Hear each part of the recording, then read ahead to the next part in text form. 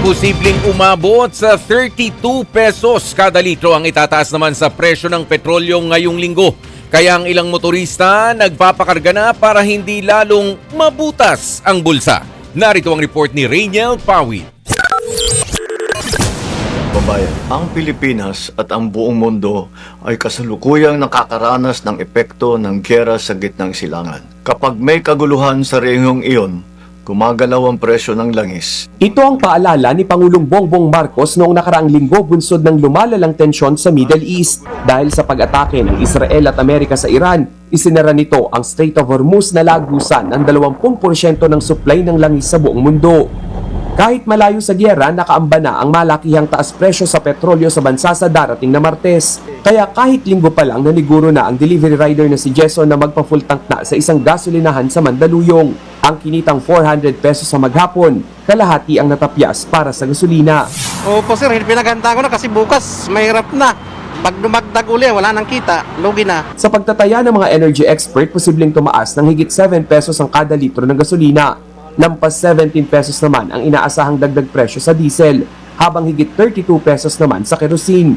Pero ang ilang may-ari ng sasakyan gustuhin mang magpa-full tank, wala namang magawa dahil sabay-sabay ang pagtaas ng presyo ng bilihin. Si Enrique hindi raw pwedeng ibuhos ang nasa 1,000 pisong kita sa pagpapagasolina dahil marami pang ibang bayarin. Ang ginagawa namin, dasal na. Pero yung pultang-pultang po kasi, binabasik po sa kita namin.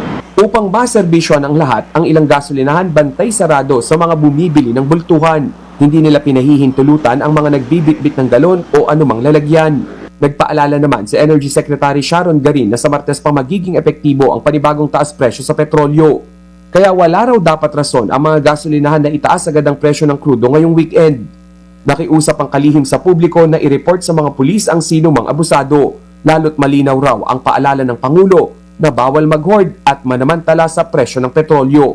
Huwag ninyo sanang samantalahan ang sitwasyong ito. Pinapaalala ko sa lahat na ang hoarding at ang profiteering ay labag sa batas.